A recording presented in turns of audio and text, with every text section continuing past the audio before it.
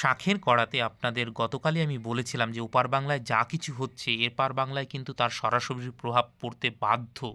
আমি রাজনৈতিকভাবে কাঁটাতার দিয়ে যতই আলাদা হয়ে যাই না কেন, এই যে প্রাচীন যে বঙ্গ জনপদ তার মধ্যেই তো রয়েছে, এবং একসাথেই স্বাধীনতা অর্জন করেছি ব্রিটিশদের বিরুদ্ধে লড়াই করে, তারপরে দ্বিজাতিতত্ত্বের ভিত্তিতে ভাগ হয়েছে দেশ, তারপরেও কি সব কিছু ছিন্ন করা গেছে? যায়নি। তো প্রভাব তো পড়বেই, এবং এটা তার প্রকৃষ্ট উদাহরণ এই যে এই ঘটনাটা ওপার বাংলায় যে কি হচ্ছে। আপনারা জানেন যে এই কমেন্টটা দেখাবো তার আগে আমি এই যে এই বিষয়টা যে গত বৃহস্পতিবার যে ছায়ানটে ভাঙচুর করা হয়, ছায়ানটটা আপনারা জানেন বাংলার একটা মানে বাংলাদেশের একটা অন্যতম সাংস্কৃতিক কেন্দ্র, যেটা 1961 খ্রিস্টাব্দে সম্ভবত, আমি যদি ভুল না করে থাকি, গড়ে তোলা হয়েছিল। এবং এখানে গান বাজনা, বিশেষ করে রবীন্দ্রসঙ্গীত, এই ধরনের যে মানে সাংস্কৃতিক প্রেমী মানুষ সেখানে যেতেন, গান বাজনা চর্চা হতো।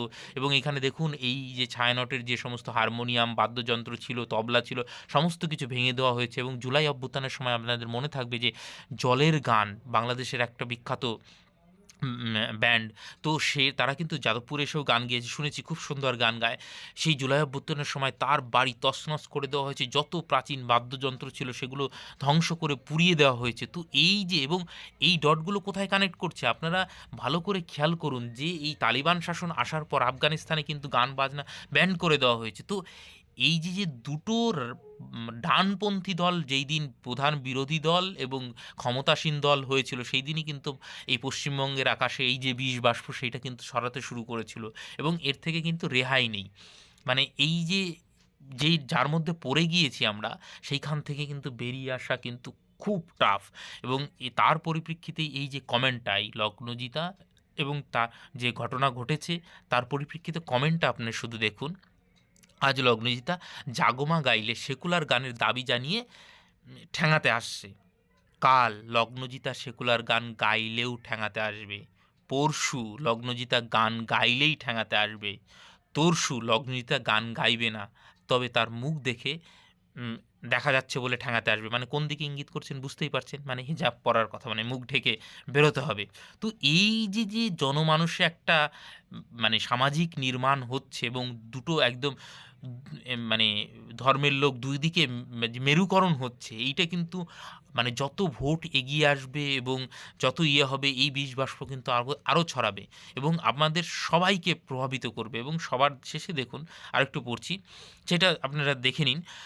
নরসু লগ্নজিতা চক্রবর্তী বলে কেউ আর থাকবে না, মানে বুঝতে পারছেন ওই যে সেইটা ওই বাংলাদেশে যে হিন্দু অত্যাচার করা হচ্ছে সেই দিকে ইঙ্গিত করছে।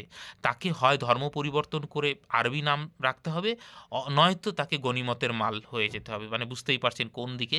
সেই দিন অবশ্য ঠ্যাঙাতে আসার দরকার পড়বে না, সেই দিন পৃথিবীর বুকে অখণ্ড শান্তি নেমে আসবে। এবং এই যে শান্তির ধর্ম বলে, মানে খুব ডিপলি যদি আমি ভাবেন যে এই যে যে জনমানসে যে এই যে মানে পোলারাইজেশনটা হচ্ছে, এটা কিন্তু খুব ভয়ঙ্কর।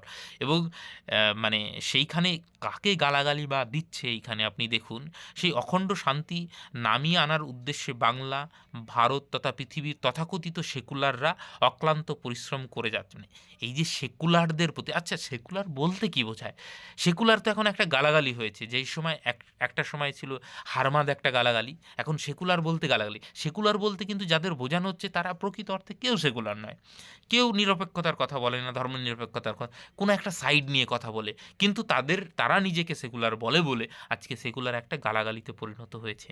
তো এই যে যে মানে জনমানুষের যে মানে একটা সামাজিক নির্মাণ নতুন করে নির্মাণ হচ্ছে, এইটা কিন্তু আপনি আগামী কয়েক দশকের মধ্যে আর এর থেকে বেরিয়ে আসতে পারবেন না।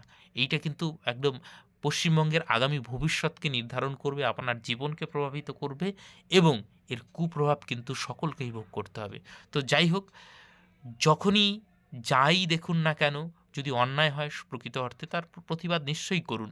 কিন্তু এই যে সেকুলার মানেই যে একটা গালাগালিতে পরিণত হলো, এইটা কিন্তু খুব টাফ ব্যাপার। এবং যারা একটু শুভবুদ্ধি সম্পন্ন মানুষ, একটু নিরপেক্ষ দৃষ্টিভঙ্গি রাখার চেষ্টা করেন, তাদের জন্য কিন্তু যে আমার যে চ্যানেলের নাম শাঁখের করাত, প্রকৃত অর্থে তাদের সামনে তাই অবস্থা, যেদিকেই যাক তাদের উভয় সংকট। তো মানে উভয় সংকট বলতে কি, চারিদিকেই সংকট। আপনি কোনো পক্ষ মানে এক পক্ষ নিন বা না নিন, এক পক্ষ তো নিতেই হচ্ছে, বাধ্য হচ্ছে, তার থেকে বেরোতে পারবেন না। তারপরেও আপনি কিন্তু নিরপেক্ষ চাইলেও থাকতে পারছেন না, আপনাকে বাধ্য করা হচ্ছে কোনো একটা সাইড চুজ করতে। এইটা কিন্তু মানে ভবিষ্যতের জন্য খুব খারাপ একটা দিক ইঙ্গিতবাহক। তো যাই হোক, আপনাদের মতামত আমি কামনা করি যে এই বিষয়ে সুষ্ঠু মতামত, এবং যারা অন্তত শুভবুদ্ধি সম্পন্ন মানুষ আছেন সেটা এই বিষবাষ্পকে প্রতিহত করার একটা অন্তত চেষ্টা করবেন, এই আশা রেখে আপাতত সকলকে অসংখ্য ধন্যবাদ।